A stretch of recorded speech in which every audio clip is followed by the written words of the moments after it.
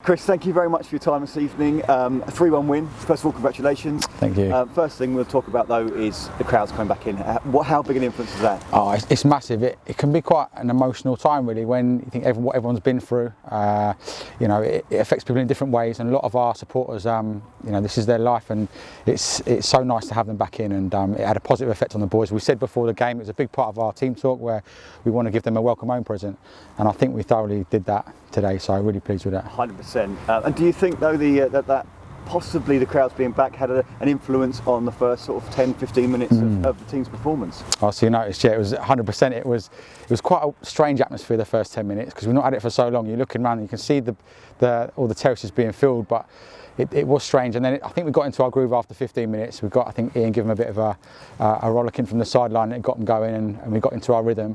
But it's so nice to have them back. It's something that we hope over the coming weeks and months it's just going to get better and better, and we have more back down here. But I think it was 700 was the gate today, wasn't it? So hopefully there's more that want to come back in. Oh, I look forward to that as well. But after you pulled it back, lovely little cross from I think it was Luke, and it was a Mitch got on the end of that. Lovely. Did you feel that you were coming back into the game, and did you think you could have really gone in at half time ahead? Yeah, I think in the first half, after the 15 minutes, we really started to buck our ideas up. I think in previous games that we've played against Oxford and even Eastbourne away, we've not really got into any sort of groove with the football. We've shown that we're very structured without it, and we're good out of possession, but we've not shown what we can do with it. We've had gears to sort of go through. Today was a different story. We moved it quickly around the pitch.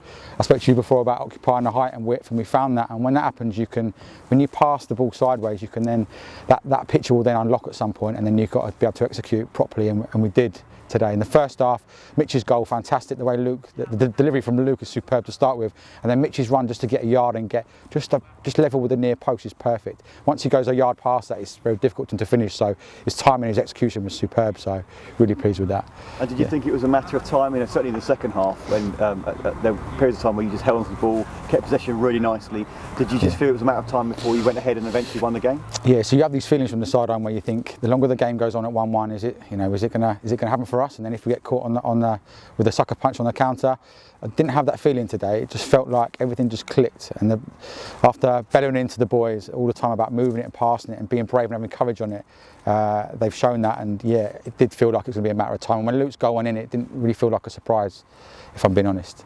So yeah. And we scored the third goal, and from that point onwards felt like we were cruising as a team. Kept possession really, as you said, really nicely. Moved the ball about, moved them about brilliantly.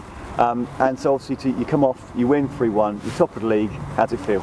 Yeah, it's a nice feeling. I've been here about a year now, and it's definitely a different changing room, a different place than what it was last year. And listen, we'll take one game as it comes. We'll never get too far ahead of ourselves. So tonight we'll go and celebrate for half an hour, and then we'll be on the phone talking about Cray and what challenge that's going to present on Tuesday.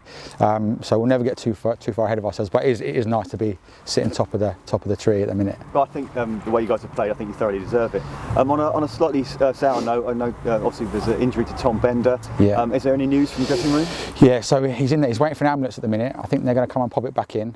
He's dislocated it once before, I think, but they should get it back in. I just think it's the ligament damage around it, and that's the best game I've seen Tom play today. And I've told him 3 or 4 times in there that the way he's moved the ball and past it, he was a real influence and a real inspiration on the team, and we just hope to get him back really quickly because he's massive for us. Well, all from the comms team, wish him a speedy recovery. Of course. Massive congratulations to you, to Ian and the whole team. Top of the league, you deserve it. Top man, thank you very much. Cheers.